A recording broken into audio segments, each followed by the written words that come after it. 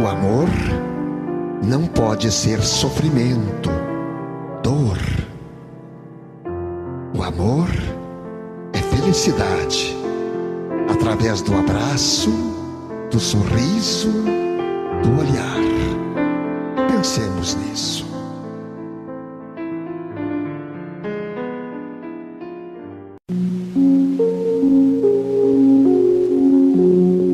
Senhoras e senhores, muito bom dia.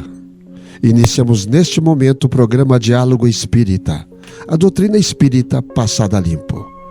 Convidamos o irmão Jussi Severo para fazer a prece de abertura.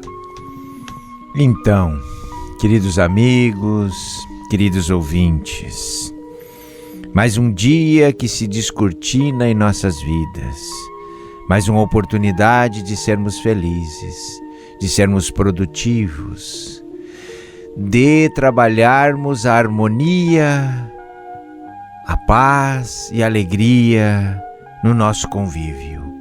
E é assim que nós devemos levantar o nosso dia, agradecidos ao Pai e ao Mestre Jesus pela noite que tivemos e agradecidos pelo dia que teremos, unindo forças, inteligência, emoções, vamos produzindo sentimentos que vão determinando o equilíbrio do nosso dia.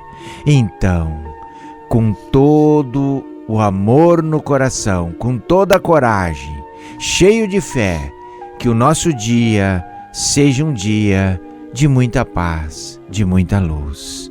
Que assim seja. Vamos para a nossa reflexão de hoje. Dizemos que tudo tem limite, e isso é verdade no mundo em que vivemos.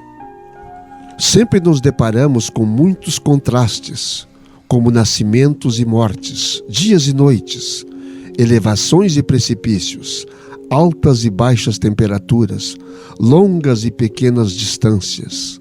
Devemos nos posicionar entre os extremos das coisas, evitando os excessos em nós, pois nos fazem mal. Até mesmo a luz em exagero pode cegar. Busquemos o equilíbrio entre o trabalho e o descanso, a tristeza e a alegria, a calma e a pressa, as coisas espirituais e as materiais. Por isso, não descanse demais para que a preguiça não tome conta de você. As pessoas preguiçosas sempre querem repouso, férias e mais férias, e se prejudicam. O serviço acarreta desgastes em quem o executa pensando em interrompê-lo. O bem, se deixado de lado por preguiça, é remorso certo. O descanso, a festa, o passeio são mais gostosos depois da obrigação cumprida. Você os aproveita mais com a consciência tranquila. Portanto, use bem o tempo. O tempo mais bem usado é o que devotamos ao nosso aperfeiçoamento. Que encontraste no Evangelho sobre este assunto, Jussi? Bom dia. Bom dia, Antônio. Quando tu começaste a reflexão, eu achei que eu iria ficar no capítulo 5. Bem-aventurados os aflitos, porque existe muito nessa reflexão de aprendizado sobre a vida, sobre os percalços, sobre as necessidades de reação, de força, de coragem. Mas eu acredito que nós podemos trabalhar melhor esta reflexão no capítulo 17, que fala da perfeição, dos caracteres da perfeição, das virtudes do homem de bem, do dever e de como cuidar-se como ser humano, como cuidar-se como espírito, como cuidar do corpo e do espírito. Acho que nós podemos trabalhar a nossa questão aí, Antônio. A questão do tempo, né? A maioria dos homens não percebe ainda os valores infinitos do tempo. Aquele que faz caso do dia, para o Senhor o faz. Já diz Paulo em Romanos 14:6. Existem efetivamente os que abusam desta concessão divina, julgam que a riqueza dos benefícios lhe é devida por Deus. Seria justo, entretanto, interrogá-los quanto ao motivo de semelhante presunção. Nessa longa jornada em que nós, como seres espirituais encarnados, estamos inseridos, o tempo é uma criação para o nosso momento, porque há de vir o momento em que nós não precisaremos mais do tempo. Mas hoje ele é uma ferramenta que nos possibilita fazer uma programação da nossa vida, do processo que nós estamos inseridos, fazer um planejamento, e aí o tempo nos serve de referência para que a gente possa determinar a maneira como nós vamos trabalhar o nosso processo evolutivo e o quanto nós vamos alongar ou diminuir essa situação. De que forma podemos usar aqui na Terra, no mundo de provas e expiações, o nosso tempo, o tempo que nós temos aqui? Qual seria a forma correta? A melhor forma de nós fazermos o enfrentamento do nosso momento atual é compreendê-lo. Então, nos instruirmos. Porque nos empoderando do conhecimento da nossa realidade, fora do enfrentamento do dia a dia, que é o que eu chamo, vamos subir a montanha da vida, vamos olhar de cima como é que as coisas acontecem, a melhor forma é nós adquirindo conhecimento sobre como isso acontece. Por quê? Tendo conhecimento de como a nossa vida se processa, e isso pode demorar muito, certamente, mesmo com as dificuldades, mesmo num planeta de expiação e provas, mesmo com muitas dívidas para pagar, mesmo com muitas provas para serem resolvidas, nós estaremos fortalecidos. A nossa fé vai determinar a crença num poder maior que nos dirige, que nos comanda, que nos ajuda, que nos orienta. E isso vai nos dar coragem. Saber que o futuro de todos nós é consequência do nosso presente e do nosso dia a dia de hoje, certamente faz com que a gente programe a nossa vida com os cuidados necessários para que o futuro não seja simplesmente um pagamento de dívida. Isso chama-se equilíbrio. Sabermos manter o equilíbrio entre a matéria e o lado espiritual. Ou nós abandonamos um, fazemos um, ou fazemos o outro de forma desequilibrada, dá problema. Causam problemas que às vezes até insolúveis para o momento atual, para esse tempo atual do homem atual. E nesta insolubilidade ele comete desatinos, ele comete até o dito suicídios, né, que nós falamos sempre aqui. Quem estiver nos extremos da vida está em dificuldade. Os extremos, eles existem como referência, mas não para serem habitados. Então o equilíbrio sempre é a busca e o porto seguro de todos os seres. Isso não depende de nenhuma situação econômica, geográfica, de etnia, nada, nem intelectual. Isso depende do teu comportamento emocional, de como tu reage frente às situações. Por isso que eu digo, sabendo como é que a vida funciona, sabendo como é que houve a criação, sabendo qual a nossa destinação, nós temos um currículo da vida, uma programação da vida em que nós estamos inseridos.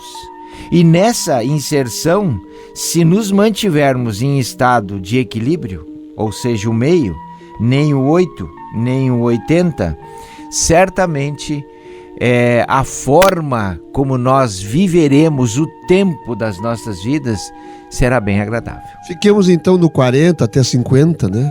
Nesta base aqui, fiquemos nesta base. Às vezes eu vejo, e normalmente é assim que nós enxergamos, e as pessoas de hoje em dia estão assim, com a parte material, né? A parte temporal lá em cima. A preocupação grandiosa lá em cima, só no 80, lá a parte material, esquecendo a parte que eu diria principal, que é a parte espiritual. Mas também dá para notar que muitas vezes nós vemos a parte espiritual lá em cima. A pessoa está lá em cima e não quer sair lá de cima. Ela não desce para o terra a terra. Não importa nada o que acontece, não serve também. É preciso manter-se o equilíbrio. Uma das leis divinas, importante que se diga isso, é a lei do trabalho. Sim. O suor das suas mãos nascerá o pão que comerás todo dia. É verdade. É bom que tu tocou nesse item, porque nós temos uma criação humana que ela não tem eco na lei divina, que é o ócio. Nós criamos, em razão da nossa composição orgânica, ou seja, somos feitos de matéria densa, então temos um corpo físico e esse corpo físico precisa descansar. Mas esse é o sentido que nós devemos dar para os momentos de lazer, de descanso, de refazimento da nossa estrutura orgânica. O ócio, ele não faz parte das leis de Deus. O trabalho, sim. Então, a construção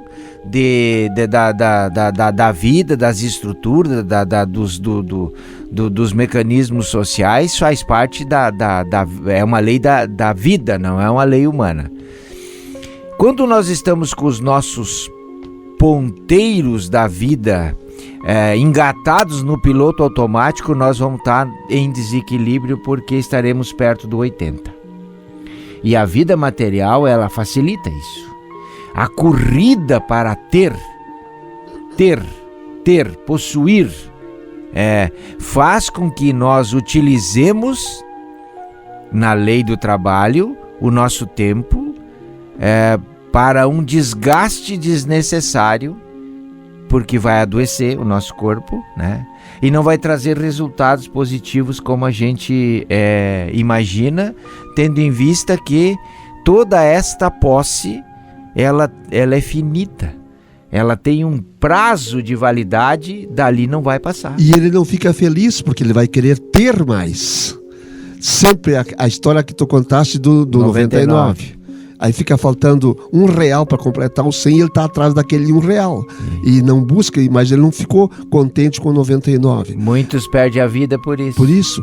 Então, esse equilíbrio que nós falamos aqui, esse meio do caminho, é buscar ter aquilo que ele precisa ter, o necessário, e buscar lá ficar bem interiormente, gostar daquilo que ele é, daquilo que ele faz, se contentar com aquilo que ele tem. Não quer dizer que ele não tenha ambição de ter, não, mas não a qualquer forma, de qualquer jeito, passando por cima de pessoas, pulando por cima de etapas, né? Furando filas.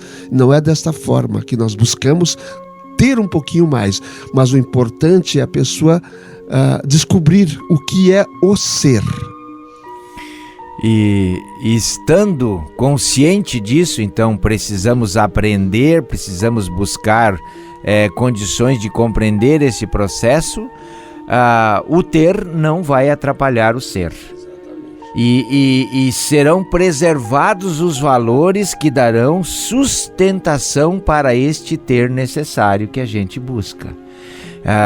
Nós compreenderemos a importância da família, a importância da preservação da saúde individual, a importância da relação com a sociedade a qual nós estamos inseridos, a importância do respeito, a importância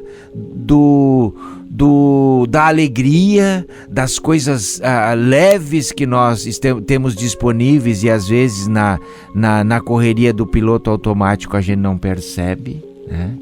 A gente vai valorizar a criação divina que é imensa e está à disposição. Ontem eu dizia, vocês conseguem perceber a maravilha de planeta que nós vivemos? Quem está em desequilíbrio não enxerga isso, Antônio. Ele tem o foco voltado só para as coisas que ele precisa alcançar. E aí o pássaro cantando não tem eco. Ele nem gosta de ouvir. Não tem A eco. madrugada agora que começou os nossos sabiás, laranjeiras, a cantarem, as pessoas, mas já vem esse bicho de novo me acordar na madrugada? Olha como isso é um paradoxo, né? Imagina a natureza incomodar o ser humano no seu ir e vir. Há de se fazer uma pergunta, mas o que eu estou fazendo com a minha vida? E daí o sol levanta e o sol se põe e a gente nem percebe. Ele olha só para baixo. Não percebe. Ele está olhando só para o seu umbigo, caminhando, pensando no que ele vai ter aquele dia, porque eu preciso buscar isso, eu preciso buscar aquilo, esquecendo o seu interior. Ele nem olha para as pessoas, ele dirige de forma abrupta e violenta, ele não respeita o seu colega motorista, né? E ele anda com não respeitando a ninguém, nem a ele próprio, porque a autoestima dele está lá embaixo neste momento, porque ele nem se respeita. Carregado de preocupações com os objetivos que ele mesmo se introduziu, né? Passa a caminhar com as viseiras, né? Enxergando só a sua frente e perdendo o tempo que nós iniciamos no nosso assunto, o tempo da beleza, o tempo da paz, o tempo do amor, o tempo da arte, que é o que efetivamente vai nos dar sustentação para fazer uma vida num planeta de expiação e prova menos pesada. Por isso que nesta pressa toda, que as pessoas desatinadas em adquirir, porque o outro adquiriu e ele não conseguiu, ele comete desatinos como o próprio suicídio, né? E quando nós estamos nesta corrida, as ferramentas que nós mais utilizamos são as ferramentas que já estão sedimentadas dentro de nós. Então é o instinto que funciona muito forte. O instinto de sobrevivência, que já não deveria mais ter tanta força em nós, porque somos imortais, Antônio. Então a gente sabe que o corpo é só uma ferramenta que com determinado tempo irá ser descartado. Estando no piloto automático, a gente não percebe isso e se maltrata e adoece e não percebe as coisas boas que estão em torno de nós. E aí começa com os fracassos que esse processo naturalmente traz, começa a nutrir no seu coração rancores, ódios, mágoas, sentimentos negativos. E isso é uma porta para a doença. É uma porta para a infelicidade, para o sofrimento.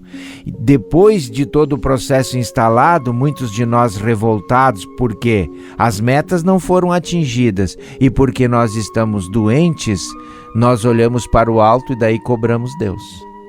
Por que não me ajudaste? Bem assim. Bem assim. O tempo todo a ajuda estava posta, mas as viseiras não deixaram enxergar. E quando vem a doença, aí se esquece daí todo aquele lado material que tanto buscado. E aí procura-se o bem-estar que ele precisa ter. E ninguém gosta de ter dor, de sentir dor. Ninguém gosta. Ninguém é desta forma.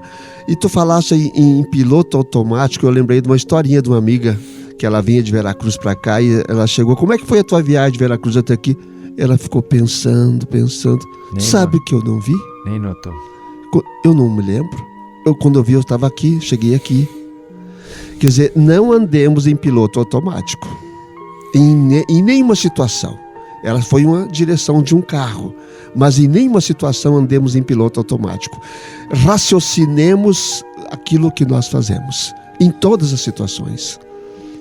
Quando a gente quer iniciar um tratamento com qualquer pessoa que está aflita diante de nós, a gente tem praticamente uma frase padrão: acalma e respira fundo. Acalma meus passos, Senhor. Isso, a gente está iniciando um processo de retirada do piloto automático. Porque só depois da pessoa acalmar os passos do coração e respirar fundo é que ela começa a entrar num processo de enxergar o que... Introspecção. Isso. E aí começa um tratamento. E aí começa. Tem que começar tudo de dentro para fora. Tudo na vida é assim. Eu preciso buscar o meu eu, quem eu sou. O que eu estou fazendo aqui na Terra? Por que eu estou na Terra? Para onde eu vou? Eu tenho que buscar isso no meu eu. Todo dia, ao olhar-me no espelho, eu tenho que me buscar dessa forma. E amar-se aquilo que ele é, não o seu corpo físico tão somente, que ele precisa cuidar também, mas aquilo que ele verdadeiramente é, para aquilo que ele foi criado pelo maravilhoso Deus. Hoje, portanto, fazendo já um fecho preliminar do nosso debate, é imperioso que o ser humano tenha fé em Deus. É imperioso que ele acredite no seu futuro. É imperioso que ele tenha condições de compreender de onde saem as vicissitudes da vida. Então, é imperioso que o ser humano saiba quais são as características do homem de bem, porque ele precisa se empoderar desses comportamentos para que tenha a sua vida levada ao efeito natural da felicidade que ele busca. Porque senão essa luta se torna uma luta em glória.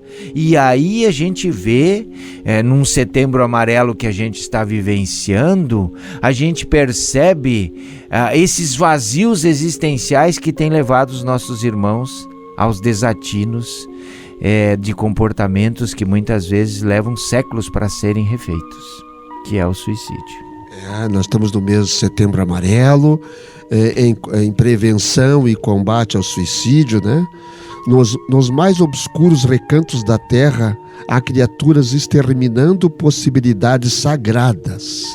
No entanto, um dia de paz, harmonia e iluminação é muito importante para o concurso humano na execução das leis divinas, as eternas leis maiores.